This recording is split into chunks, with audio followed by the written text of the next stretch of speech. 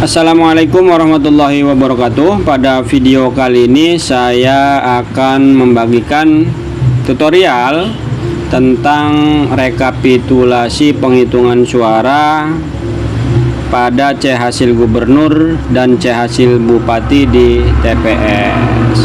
Nah, apa yang kalian lihat ini merupakan contoh rekapitulasi yang benar.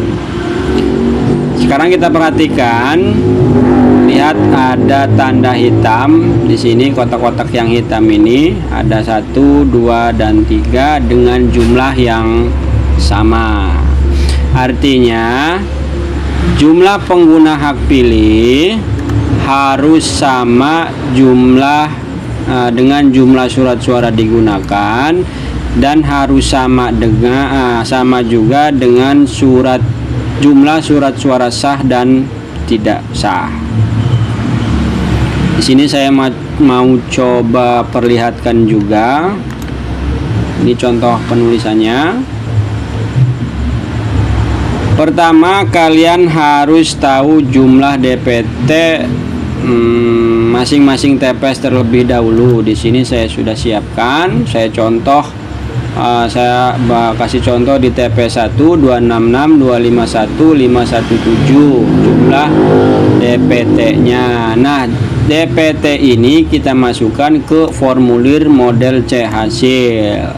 Di bagian A, data pemilih, kita tuliskan 266 251 517 sesuai dengan DPT masing-masing TPS. Jadi nilainya tetap, tidak ada yang berubah. Setelah kita tahu jumlah DPT,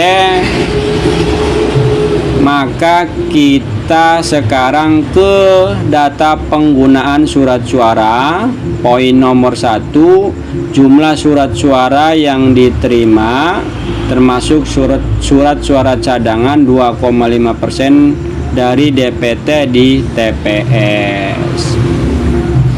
Nah, menurut hitung-hitungan, kalau kita mengacu kepada hitung-hitungan di PKPU nomor 17 tahun 2024, bahwa jumlah DPT ditambah 2,5%. Coba kita hitung, 517 ditambah 2,5%, 517 ditambah 2,5% sebanyak 13.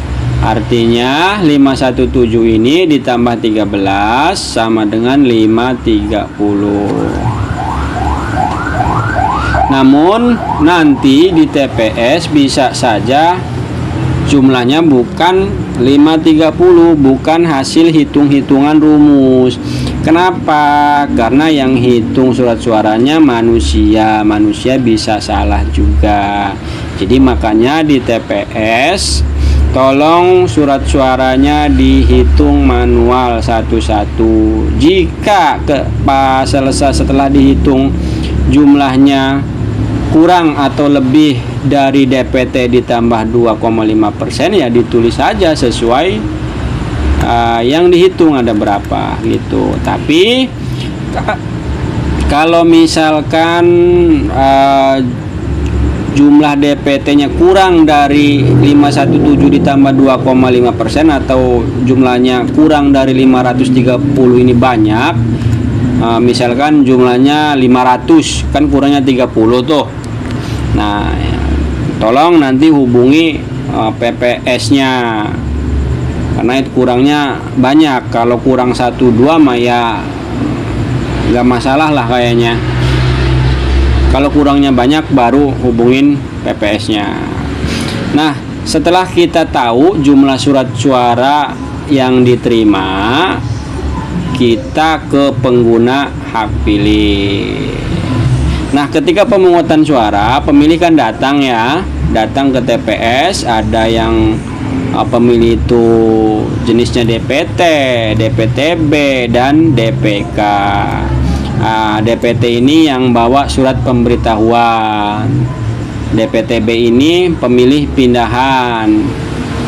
DPK ini daftar pemilih tambahan. Nah, datang dia ngisi daftar hadir, ngasih surat pemberitahuannya, surat pindah memilihnya, atau dia menggunakan KTP. Lalu di DPT, di daftar pemilih pindahan, kan ditandain tuh. Setelah ditandain, baru pemilih ini duduk. Di sini saya contohkan pengguna hak pilihnya yang bawa DPT 255, 240, 495. Pemilih pindahannya 3. Ini bisa kalian lihat. Nah, pemilih yang datang ini pastinya kan diberikan surat suara. Dari mana surat suaranya? Ya, dari surat suara diterima ini, 530 ini. Nah, di TPS 1 yang datang itu sebanyak 502 orang, ya, 502 orang yang dikasih surat suara. Terus surat suaranya kan dicoblos sama pemilih. Setelah dicoblos, dimasukkan ke dalam kotak suara. Nah, kotak surat suara yang sudah dicoblos, posisinya ada di dalam kotak suara. Ini merupakan jumlah surat suara yang digunakan oleh pemilih, ya.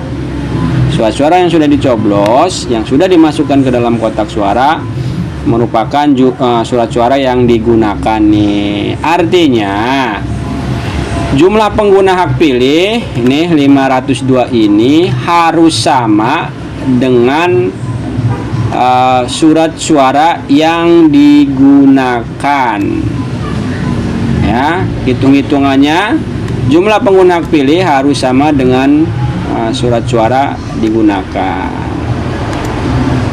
Nah, setelah itu masuk ke penghitungan suara, dibacakan sah dan tidak sahnya. Saya coba contohkan di sini, saya sudah siapkan. Nih, disebutkan kan sah tidak sah, sah atau tidak sah, sah atau tidak sah. Di lembaran kedua, di sini halaman kedua, ini merupakan surat suara sah.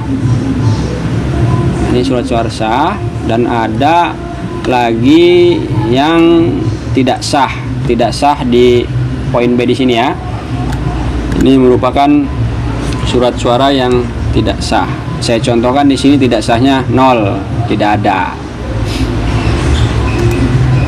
Lalu pembacaan suara sah dan tidak sah ini kan asalnya surat suara dari kotak suara kan, ya.